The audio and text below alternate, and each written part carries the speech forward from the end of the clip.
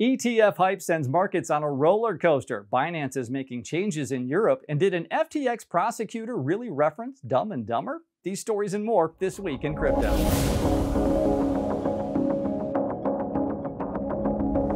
Hi, I'm Nate Martin from 99bitcoins.com, and here's what's happened this week in crypto.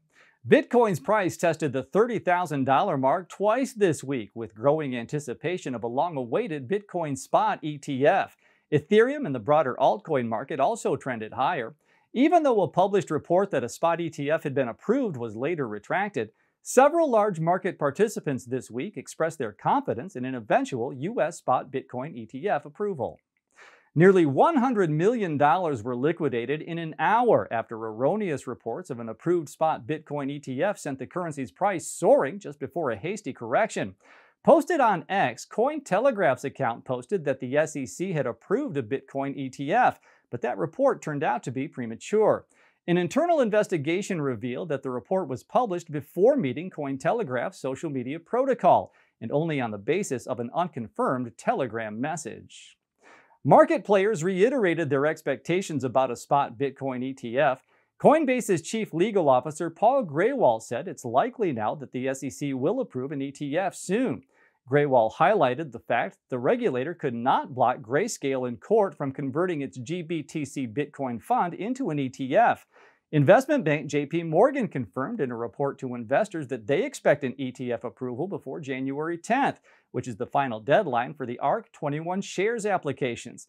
And BlackRock ETF insider Anthony Scaramucci went even further, saying the ETF approval will drive Bitcoin's price up to $330,000.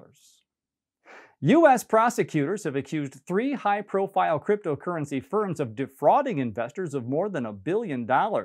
Prosecutors say that U.S. exchange Gemini lied to customers about the risks of an investment account that paid high interest rates on crypto.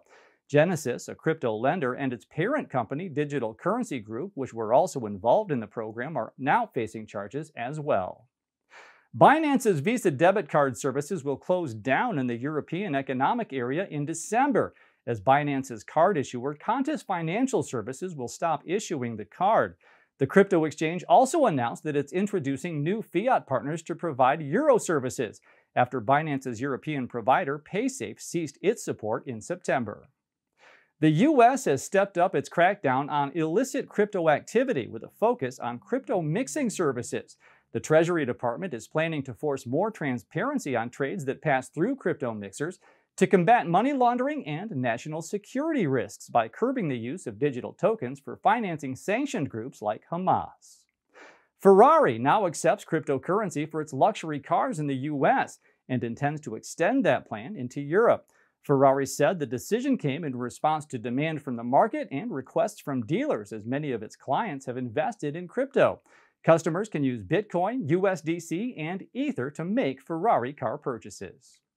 Social media excitement surrounding Sam Bankman-Fried's trial is unleashing a hyper-online horde of crypto obsessives and self-proclaimed degenerates. Reporters have to compete for seats in the courtroom every day with crypto influencers and online personalities. In one quirky moment, prosecutors likened the defense's argument to a scene from the movie Dumb and Dumber, where one character claims that IOUs, well, that's just as good as money, sir. That's what's happened this week in crypto. See you next week. If you've enjoyed this video, leave us a thumbs up, subscribe to the channel, and click the notification bell so you don't miss a review, news update, or the clearest information about Bitcoin and cryptocurrencies anywhere.